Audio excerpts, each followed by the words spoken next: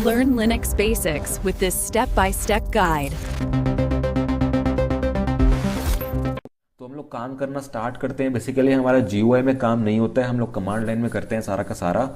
तो अभी हमारा काम क्या है, हमको कमांड लाइन सीखना है, हमको कमांड चलाने हैं इस पे, और देखते हैं कि कमांड्स कैसे चलाते हैं। पर यहाँ पर आप देख रहे हैं, यहाँ पर एक वो है नेटवर्क, यहाँ पर नेटवर्क के अंदर आप घुस सकते हो। कोई भी नेटवर्क होगा तो आप यहाँ पर इसको माउंट कर सकते हैं, कोई भी नेटवर्क पॉइंट एक्सेस कर सकते हो। यहाँ पर हम लोग सबसे पहले खोलते हैं टर्मिनल। यहाँ पर मैं मतलब विंडोज़ में मैंने क्या बोला था, विंडोज़ में कमांड बोला था प्रॉम्प्ट, CMD या कमांड प्रॉम्प्ट मैंने बोला था। यहाँ पर मैं टर्मिनल बोल रहा हूँ या फिर शेल बोलूँगा। तो यहाँ पर अगर मैं किसी यूज़र के थ्रू लॉग्ड इन हूँ तो मैं मोस्ट कॉमनली टर्मिनल ही बोलता हूँ। यहाँ पर लिखा भी हुआ है terminal emulator use the command line. तो कमांड लाइन को यूज़ करना है, मैं इसको ओपन करता हूँ।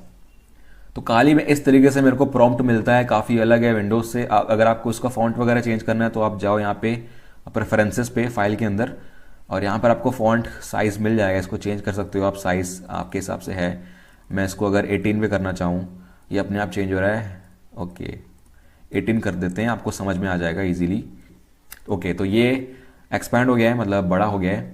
तो अब टाइप करते हैं यहाँ पर कमांड्स जो हमने पढ़ा था विंडोज़ के ऑर्डर में, वही ऑर्डर हम लोग यहाँ पर फॉलो करते हैं।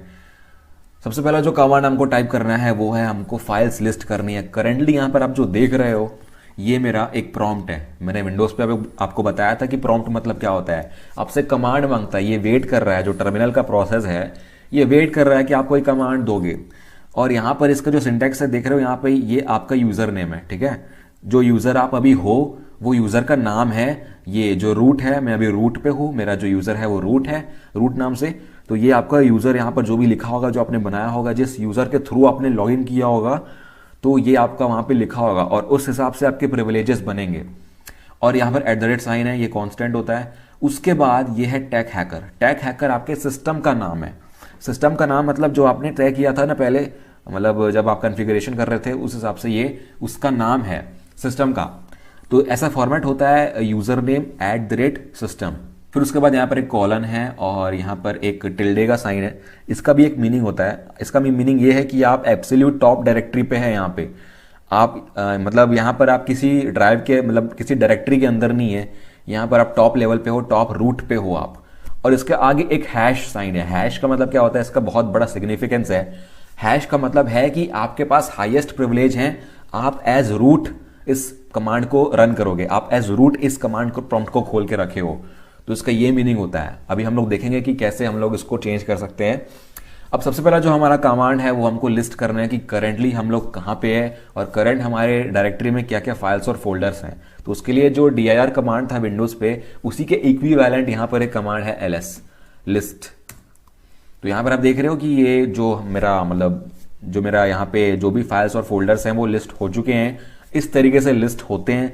मैंने आपको बताया था कि आप टॉप रूट लेवल पे हो, तो रूट लेवल आपके यूज़र का रूट होता है। मतलब एग्जैक्टली फाइल सिस्टम का रूट नहीं है वो, जो आपके मतलब जो यूज़र है ना, आप जिस यूज़र से लॉगिन कर रहे हो, उस यूज़र की जो टॉप लेवल डायरेक्टरी होगी जहाँ से वो स्टार्ट हो रहा है, उसका रूट में यहाँ पर, मतलब मेरे बोलने का मतलब वही है कि उसका रूट है। तो अगर मैं यहाँ पर ls करता हूँ, और ls के यहाँ पर बहुत सारे ऑप्शंस होते हैं। यहाँ पर लिनक्स में भी हेल्प के लिए बहुत सारे ऑप्शंस होते हैं। आप हेल्प यहाँ पर चेक कर सकते हो, -- हेल्प लिख के, तो पर्टिकुलर कमांड की आपको हेल्प मिल जाएगी यहाँ पे। तो हर कमांड की हेल्प आपको ऐसे मिल जाएगी, कौन कौन से ऑप्शंस हैं, उनका क्या काम है। तो आप इसको मतलब पढ़ सकते हो, बहुत बड़ा है। मैं सबके बारे में नहीं बता रहा हूँ, मैं जो मेन ऑप्शंस हैं उनके बारे में बता रहा हूँ। तो अगर मैं एक ऑप्शन चूज करता हूँ ls-l, तो ये काफ़ी यूज़ होता है यार। मैं यहाँ पर अगर इसको एंटर करूँ तो आप देख रहे हो कि यहाँ पर क्या क्या इन्फॉर्मेशन मिल रही है। इस इन्फॉर्मेशन को ज़रा ध्यान देना। उसके नीचे यहाँ पर लिस्टिंग की हुई है। हमने जैसे पहला देखा था यहाँ पर सिर्फ डेस्कटॉप लिखा हुआ था, लेकिन अभी डेस्कटॉप के आगे बहुत सारी इन्फॉर्मेशन है। ये बहुत मीनिंगफुल इन्फॉर्मेशन है, इस पर ध्यान देना आप। अब यहाँ पर देख रहे हो, यहाँ पे इस तरीके का कॉन्फ़िगरेशन मैंने पहले भी आपको दिखाया हुआ है स्लाइड्स में। ये है एक्सेस कंट्रोल की इन्फॉर्मेशन कि कौन से यूज़र को, कौन से यूज़र टाइप को कितनी एक्सेस है इस फाइल पे। तो मैंने आपको बताया था कि शुरू के जो 4 होते हैं ना, शुरू के जो 4 कैरेक्टर्स हैं वो उस फाइल के ओनर के लिए हैं। मतलब 4 नहीं, बेसिकली 3 है यहाँ पे। यहाँ पर मैं 3 बोलूंगा। ये 3 जो है ना, ये फाइल के ओनर के लिए, मतलब फाइल का ओनर यहाँ पर रीड, राइट और एग्जीक्यूट दोनों, मतलब तीनों चीजें कर सकता है इस डायरेक्टरी के साथ, इस डायरेक्टरी के अंदर, इस डायरेक्टरी का पूरा जो स्कोप है उसके साथ। तो यहाँ पर जो डी है इसका मतलब ये है कि ये डायरेक्टरी है, तो सारी फाइल्स यहाँ पर डायरेक्टरी हैं, कोई फाइल नहीं बनी है एग्जैक्टली यहाँ पे। नेक्स्ट के जो 3 ऑप्शंस हैं यहाँ पर ये ग्रुप के लिए हैं, मतलब ये जो डायरेक्टरी है ये किस ग्रुप को बिलोंग करती है, उस ग्रुप का कोई भी आदमी, कोई भी मेंबर इस डायरेक्टरी या फाइल के साथ क्या क्या कर सकता है। तो यहाँ पर ये रीड कर सकता है, राइट नहीं कर सकता। यहाँ पर आप देख रहे हो ये डैश है यहाँ पे राइट के पॉइंट में, तो राइट नहीं कर सकता, एग्जीक्यूट कर सकता है। तो रीड और एग्जीक्यूट कर सकता है यहाँ पे, तो इसका मतलब यही है। और जो नेक्स्ट के 3 है यहाँ पे ये अदर्स के लिए हैं, सारे यूजर जो बाकी के हैं ग्रुप और ओनर को छोड़ के, वो क्या क्या कर सकते हैं यहाँ पे, वो रीड कर सकते हैं और एग्जीक्यूट कर सकते हैं। तो ये मतलब होता है भाई, ऐसे पढ़ा जाता है और आपको इसको ध्यान में रखना है, बहुत जरूरी है ये। आप इसको चेंज करने वाले हो, परमिशन चेंज करोगे जब आप, तो काफी काम आएगा आपको, तो इसको याद रख लेना। इसके बाद यहाँ पर ये लिखा हुआ है 2। अब इसका मतलब ये है कि यहाँ पर कितने लिंक्स हैं, मतलब कितने और डायरेक्टरीज हैं इस डायरेक्टरी के अंदर। तो लिंक्स हो सकते हैं, वो डायरेक्टरीज हो सकती हैं, कोई भी हो सकता है। और उसके बाद यहाँ पर ये है रूट, मतलब कौन से यूजर को बिलोंग करती है ये जो डायरेक्टरी है, ये फाइल है जो भी, कौन से यूजर को करती है, तो ये रूट के लिए है, ये मेरे लिए है। अब इसके बाद है ग्रुप, मतलब ग्रुप का कोई मेंबर हो सकता है यहाँ पे जिसको ये फाइल बिलोंग करती है, तो ये ग्रुप के लिए है भाई। उसके बाद 4096 ये साइज है, मतलब नंबर ऑफ बाइट्स में ये साइज है यहाँ पर डायरेक्टरी का। तो सबका 4096 है भाई, मतलब इसका ये मतलब है कि डायरेक्टरी का साइज बता रहा है ये, इसके अंदर जो भी है उनकी साइज नहीं, जो डायरेक्टरी बनाने के लिए साइज लगी है वो साइज है यहाँ पे। और इसके बाद कुछ डेट और टाइम यहाँ पर देख रहे हो आप, डेट और टाइम मतलब कब ये फाइल या डायरेक्टरी लास्ट बार मॉडिफाई हुई थी, वो टाइम बता रहा है यहाँ पे। और उसके बाद जो स्ट्रेट फॉरवर्ड है वो नाम, जो डायरेक्टरी का और या फाइल का नाम होगा। तो ये ऐसे करके पढ़ते हैं अपन को, ये जो लॉन्ग लिस्टिंग है ना, सारी जो फाइल की इन्फॉर्मेशन है ऐसे पढ़ी जाती है। और भी और इन्फॉर्मेशन यहाँ पर आपको मिल सकती है। यहाँ पर मैं हिडन फाइल्स को अगर देखना है मेरे को, जो फाइल्स हिडन है, जो डॉट से स्टार्ट होती हैं, जो सेंसिटिव हो सकती हैं, उसको अगर मेरे को देखना है तो उसके लिए ऑप्शन है -A।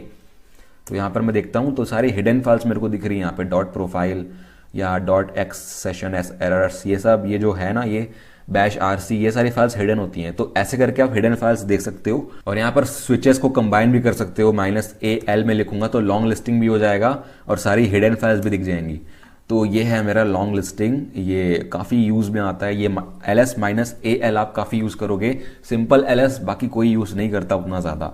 तो ये ls कमांड है, मतलब करेंट डायरेक्टरी में कौन कौन सी फाइल्स और फोल्डर्स हैं आपको बताता है। उसके बाद जो नेक्स्ट कमांड है, आपको पता करना है आप करेंटली कहाँ पे हो, आपकी जो डायरेक्टरी है, वर्किंग डायरेक्टरी, वो मतलब एट प्रेजेंट आपकी कौन सी है। तो उसके लिए एक कमांड होता है हमारे पास PWD, प्रेजेंट वर्किंग डायरेक्टरी। तो ये है मेरा रूट, मतलब जो जहां से मैं स्टार्ट कर रहा हूं अपना टर्मिनल, वो मेरा रूट है, मतलब मेरा खुद का जो यूजर का फोल्डर है वो रूट, टॉप लेवल डायरेक्टरी नहीं है, मेरा खुद का रूट है। अब यहाँ पर जैसे विंडोज में आप करते थे डायरेक्टरी चेंज, वैसे आप यहाँ भी कर सकते हो। यहाँ पर मैंने अगर लिखा CD, उसके बाद मेरे को डेस्कटॉप के अंदर जाना है तो मैं डेस्कटॉप लिखूंगा, तो मैं यहाँ पर डेस्कटॉप के अंदर आ गया। यहाँ पर आप देख रहे हैं ये जो प्रॉम्प्ट का लोकेशन है वो भी चेंज हो चुका है, तो मैं डेस्कटॉप के अंदर आ चुका हूँ। अब यहाँ पर मेरे को लिस्ट करना है इसके अंदर क्या क्या फाइल्स हैं। तो एक फाइल है मेरे पास test.txt, तो ये एक ही फाइल है यहाँ पे। अब यहाँ पर मेरे को पीछे जाना है, वापस जाना है मेरे को, मतलब पीछे वाली डायरेक्टरी में जाना है, मेरे को बैक करना है, मतलब एक डायरेक्टरी पीछे जाना है, जहाँ से मैं आया था वहाँ पर जाना है। तो मैं यहाँ पर लिखूंगा CD डॉट, तो डॉट का मतलब क्या होता है, एक पीछे, मतलब मैं रेफरेंस कर रहा हूँ अपनी पीछे वाली डायरेक्टरी को। तो अगर मैं एंटर करूंगा तो मैं वापस पीछे आ गया, यहाँ पे रूट पे आ गया, ठीक है।